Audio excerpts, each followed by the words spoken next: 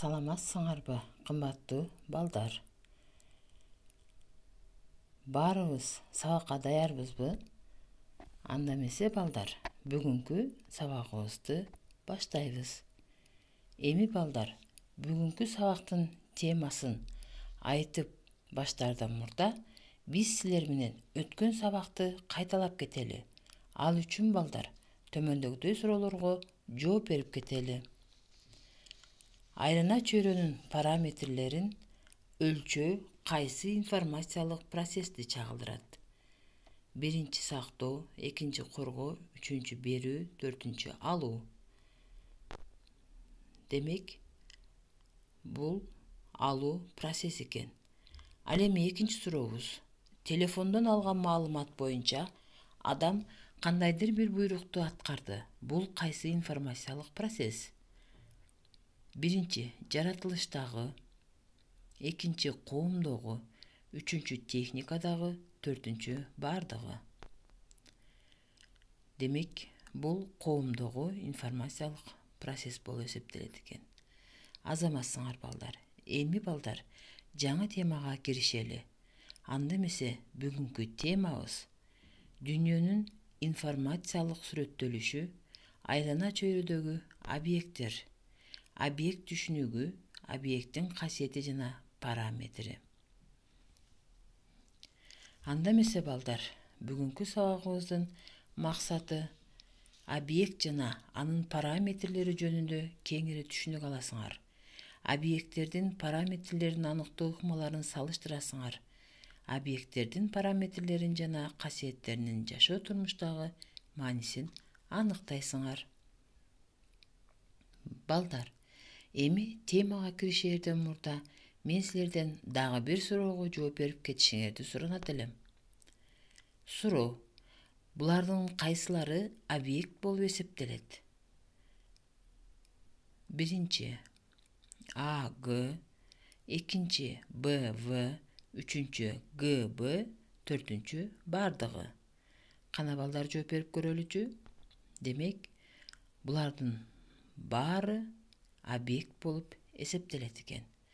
Азаматсыңар балдар. Эми жаңы темага чындап кирише берсек болот экен. Демек балдар, объект деген эмне? Деги эле бизди курчап турган айлана чөйрөбүздүн баары объект болуп эсептелет экен балдар. Эсиңердеби, силер кичине кезиңерде атаңардан же апаңардан аларды тажатып эле ар нерселерди сурай берчү элеңер. Мына балдар, ошонун баары силердин жаңы өсүп келе жаткан аң сезимиңердин айлана чөйрөдөгү объекттер жөнүндө, алардын касиеттери жөнүндө талбай кызыгып билгиси келип тургандыгыңардын себеби. Демек балдар, объект дегенибиз эмне экен? Кана эмесе аныктамасын айтып көрөлүчү. Объект бул адам тарабынан бир бүтүн нерсе катары каралган айлана чөйрөнүн бир бөлүгү. Ал эми объект материалдуу жана материалдуу эмес объект болуп экиге бөлүнөт.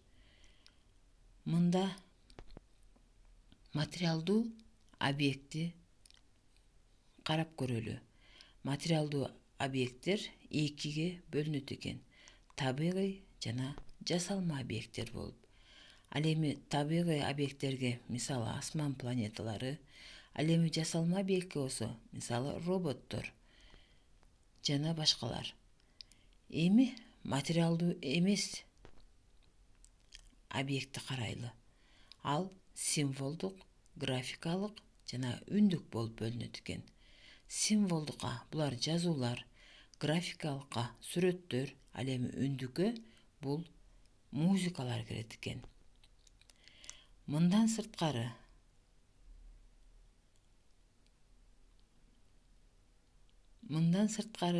дагы изилдөөнүн объектиси деген түшүнүк колдонулат. Байкоонун жана изилдөөнүн объекттери да кубулуш жана процесс болуп экиге бөлүнөт экен.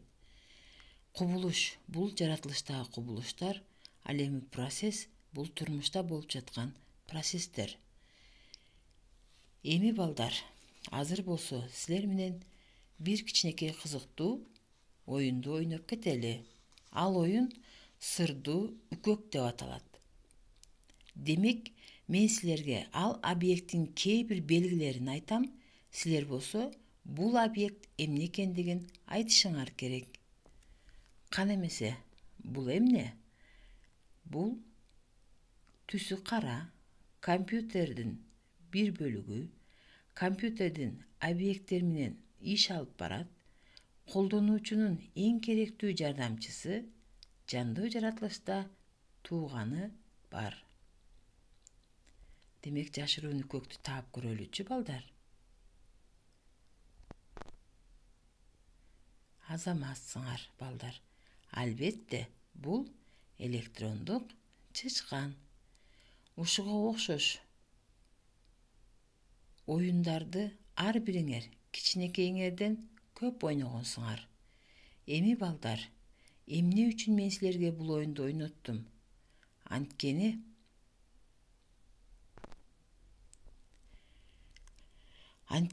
биздин мындан аркы айта турган сөзүбүз ушул объекттердин касиеттери жана параметрлери жөнүндө болмокчу. Деги эле объекттердин эң негизги мүнөздөмөлөрүнүн бири болуп, бул анын аты эсептелет.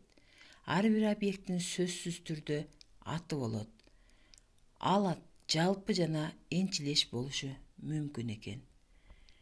Мисалы, жалпы аты ит, мышык, үй, адам, эстелик, дарыя десек, ал эми энчилеш аттары, мисалы, итти дегенибизде иттин аты, мисалы, жолборс.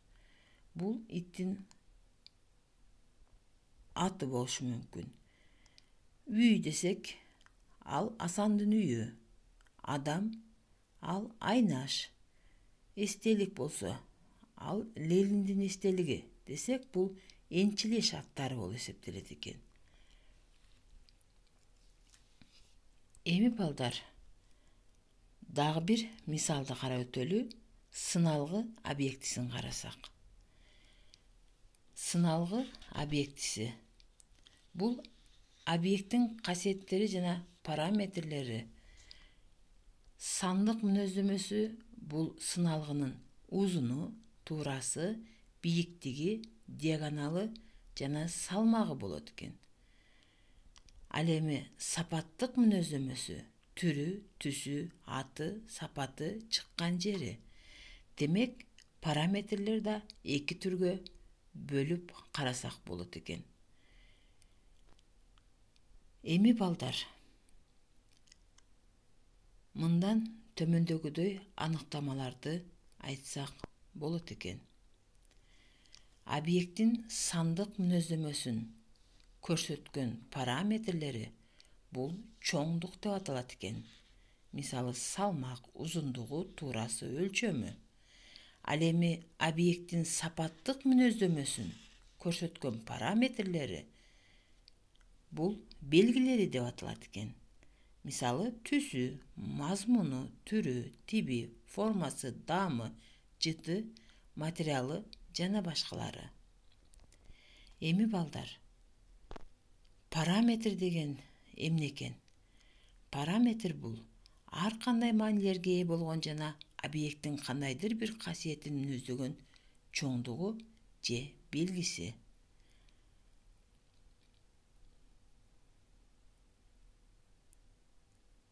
Демек, балдар, жанагы сыналгы деген объекттин параметрлерин таблица түрүндө элестете турган болсок, анда кандай болот экен? Көрөбүз, бул сыналгынын түрлөрү. Ал эми ал жерде экинчи графада анын аты, андан кийин түрү, андан кийин диагоналы, башкача айтканда өлчөмү, андан кийин түсү, андан кийин чыккан жери жана сапаты көрсөтүлгөн. Демек, бул сыналгынын параметрлеринин таблица түрүндө берилген формасы болуп эсептелет. Эми балдар, Биз силер менен объект жана анын касиеттери, параметрлери жөнүндө кенен эле түшүнүк алдык го деп ойлойм. Эми балдар ушуларды кайталоо иретинде 1-2 суроого жооп берип кетели. Биринчи сурообуз: физика илими көбүнчө объекттин кайсы параметрлерин изилдейт? Биринчи сандык, экинчи белги, үчүнчү сапаттык, төртүнчү жасалма. Демек жообу кайсы болот балдар? Сандык. Ал эми экинчи түсү аппак кант эмес, өзү жумшак пахта эмес. Бул эмне деген табышмак объекттин кандай параметрлерин салыштырууга чакырат? Биринчи чоңдук, экинчи белгилик, үчүнчү заттык, төртүнчү кубулуштук. Кана балдар, кайсы экен? Белгилик. Азаматсыңар балдар. Демек биз бүгүн тема жөнүндө кеңири маалымат алып, аны бышыктап кеттик.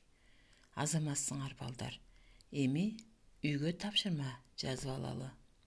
Үйгө тапшырма: үйдөн автомобиль жана компьютер деген объекттердин ар кандай параметрлерин таблица түрүндө көрсөтүп бересиңер.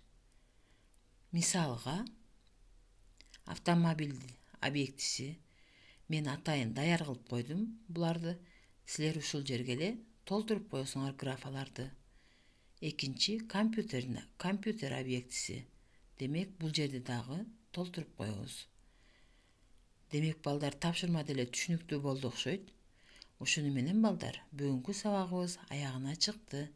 Кийинки сабактан көрүшкөнчө сак саламатта болгула.